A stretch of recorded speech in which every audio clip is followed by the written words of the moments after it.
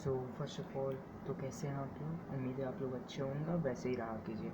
So today we will be learning about formation of rainbow, that how rainbow form कैसे होता है, उसके क्या क्या टर्म्स होते हैं, कैसे फॉर्मेशन होता है, क्यों कलर्स होता है, ऐसे जितने भी चीज़ें हैं वो हम लोग इस वीडियो लेक्चर में कवर करने वाले हैं। तो ये बहुत इंपॉर्टेंट टर्म है और एग्ज़ाम में ऑलमोस्ट 5 मार्क्स के लिए आता है ये, कि right the formation of radio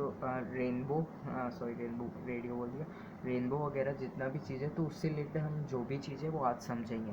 first of all formation of rainbow, उसके लिए रेनबो होता क्या है बेसिकली।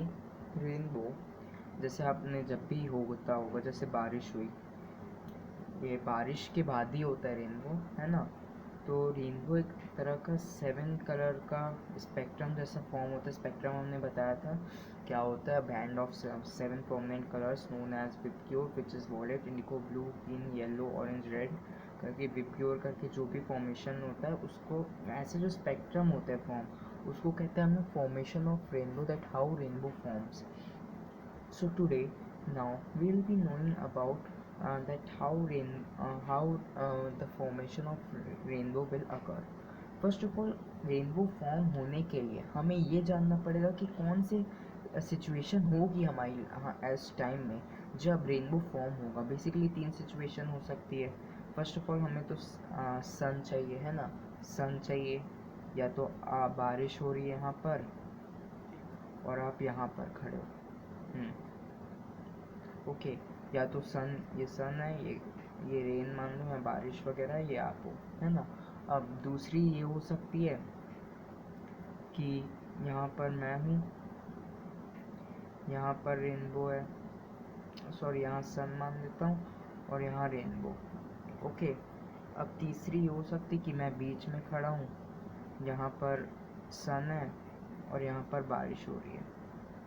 ऐसे करके कुछ सिचुएशंस बनेंगी जब आपका फॉर्मेशन ऑफ रेनबो हो सकता है, कि ये 3 टाइप की जगह है जहाँ पर आप खड़े हो सकते हो, ओके।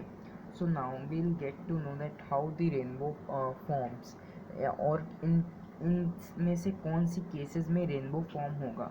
फर्स्ट ऑफ ऑल यहाँ पर तो रेनबो फॉर्म नहीं होगा जब आप जो हो वो सन की बैक साइड को फेस कर रहे हो, ये आप हो, आप इधर देख रहे हो और आपकी जो बैक साइड है वो पीछे सन के पास है, तब तभी रेनबो दिखेगा। क्यों? क्योंकि जब सन की जब रिफ्लेक्शन, सॉरी यहाँ ये सेकंड केस में दिखेगा। क्यों? क्योंकि आप जो हो जब आप इसको फेस कर रहे हो तभी, क्योंकि जो सन की रिफ्लेक्शन है पहले क्लाउड में पड़ेगी, क्लाउड्स में जो भी होगा तभी तो रेनबो फॉर्मेशन होगा, और वहाँ से जो स्कैटरिंग होगी वो आपकी लाइट में होगी। तो थर्ड और फर्स्ट केसेस में तो आपको रेनबो नहीं दिखेगा, सेकंड केस में ही दिखेगा रेनबो। जब भी ऐसा होगा तो सेकंड केस को लेके चलते हैं।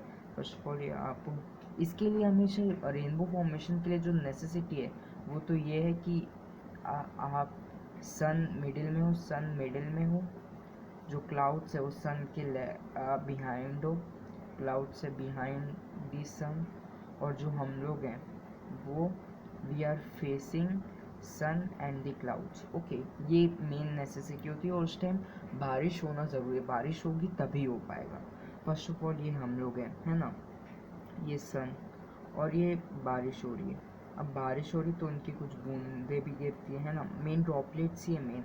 अब इन ड्रॉपलेट्स को अगर हम लोग यहाँ से देखते हैं कि जनरली ऐसे शेप में होती, कोई स्पेसिफिक स्ट्रक्चर नहीं होता, बट हल्का सा लीफ के शेप में हम एज्यूम कर सकते हैं, ओके। अब ये ड्रॉपलेट्स होती है, अब इन्हीं ड्रॉपलेट्स को अपन और बड़ा कर लेते हैं, कर लिया ताकि समझने में आसान हो, है ना। और यहाँ पर हम लोग सन बना देते हैं, यहाँ पर सन है, okay. Now what will happen, you can see that यहाँ पर से ये दो पार्ट, ये हम लोग का ड्रॉपलेट्स मान लो। अब यहाँ पर टोटल इंटरनल रिफ्लेक्शन होता है। फर्स्ट ऑफ ऑल रेनबो देखने के लिए क्या ज़रूरी है, फर्स्ट ऑफ ऑल डिस्पर्जन होना ज़रूरी है। क्यों? क्योंकि जब वाइट लाइट स्प्लिट होगी 7 प्रोमिनेंट कलर्स में तभी तो रेनबो दिखेगा, तो डिस्पर्जन होना ज़रूरी है। और दूसरा है स्कैटरिंग होना ज़रूरी है। स्कैटरिंग क्या होती है, वो लाइट्स का वो हम लोग समझेंगे आगे। स्कैटरिंग होना और TIR यानी total internal reflection. Basically CBSE में अगर आपको कहीं पूछे कि what are the main necessities, तो आप डिस्पर्जन, स्कैटरिंग और TIR बस लिख सकते हो, उसको फुल डिफाइन करने की ज़रूरत नहीं, बट हम समझते हैं कि क्या है, आधी नॉलेज सही नहीं।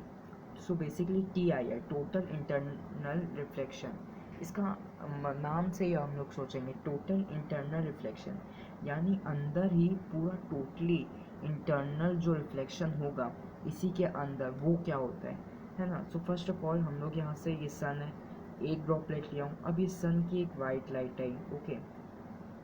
अब फर्स्ट ऑफ ऑल ये दूसरा मीडियम रेयरर टू डेंसर, सो क्या होगा, रिफ्लेक्शन होगा, राइट, और सॉरी रिफ्रैक्शन होगा, ओके।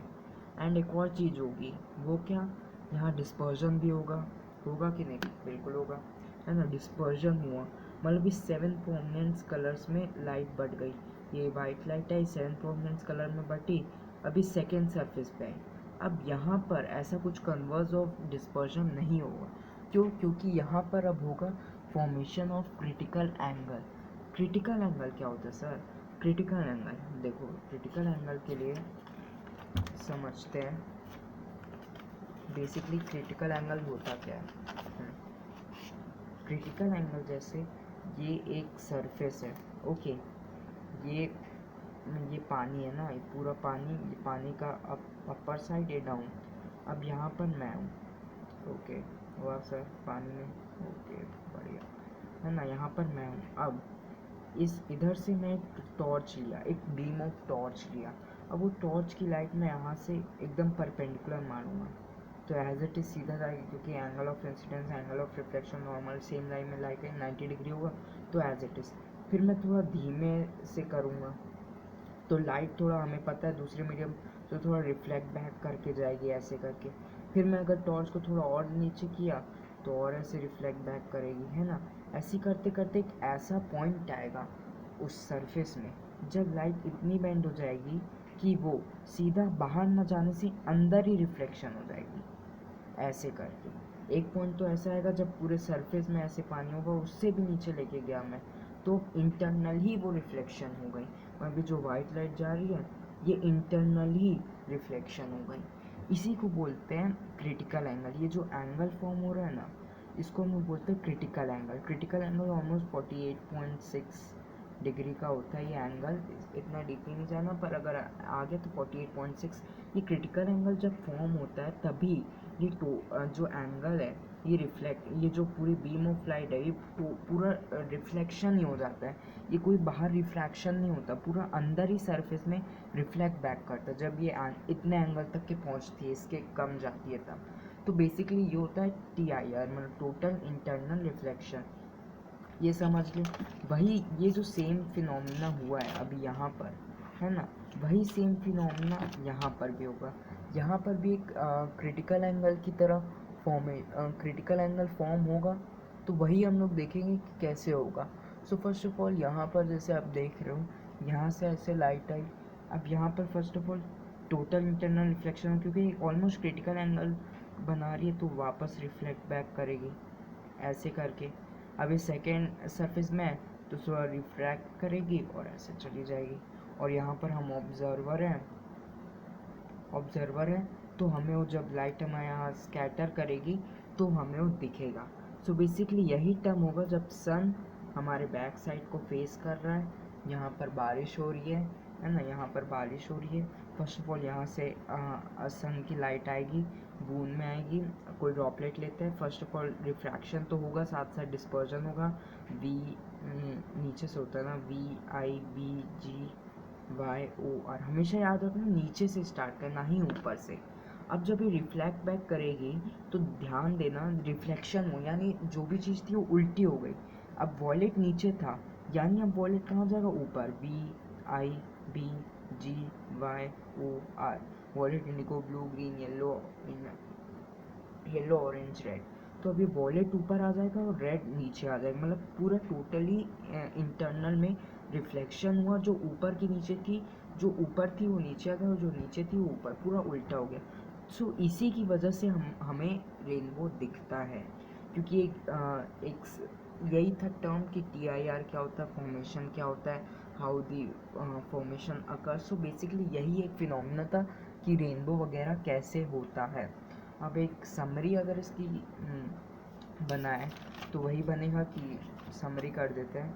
फर्स्ट ऑफ ऑल क्या क्या नेसेसिटी होनी चाहिए, सन होना चाहिए, है ना। उसके बाद क्या होना चाहिए, हम होना चाहिए, हम होंगे तभी तो देखेंगे।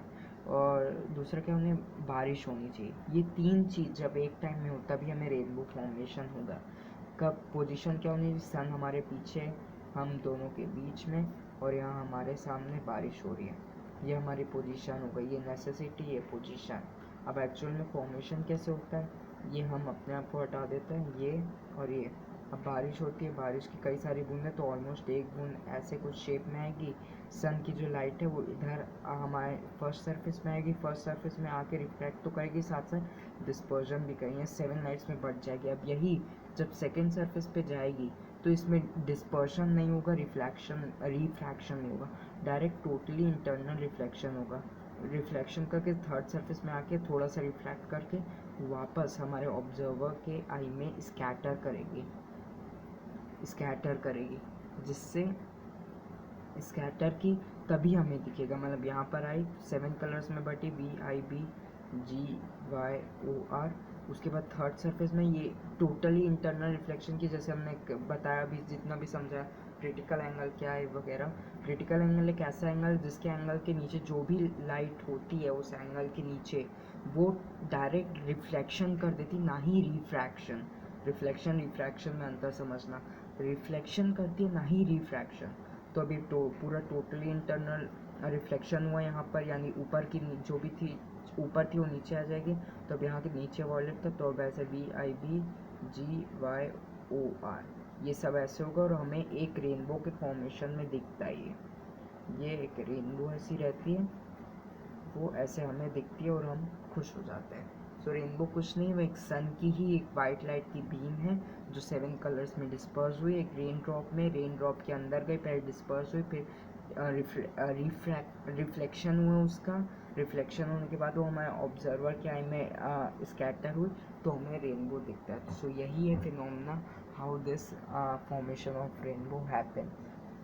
सो हमने अभी तक के ऑलमोस्ट जो मेन टॉपिक्स थे, refraction of white light through prism, through glass slab, जितना भी था कि कैसे कैसे था, और हमने TIR समझ लिया, क्रिटिकल एंगल समझ लिया, फॉर्मेशन ऑफ रेनबो समझ लिया। अब हम इस चैप्टर के अगले वीडियो से नेक्स्ट टॉपिक पे जाएंगे, एटमॉस्फेरिक रिफ्रैक्शन, कि एटमॉस्फेयर में रिफ्रैक्शन कैसे होता है, क्या क्या होता है, और बहुत अच्छा टॉपिक है, ज़रूर देखिएगा। उम्मीद है वीडियो पसंद आया तो लाइक कर दीजिएगा, चैनल पे नहीं हो तो सब्सक्राइब कर दीजिएगा, अच्छा नहीं लगा तो वीडियो को डिसलाइक मार, एंड मेरे को कमेंट सेक्शन में बताइए कि वीडियो कैसा लगा। Thank you.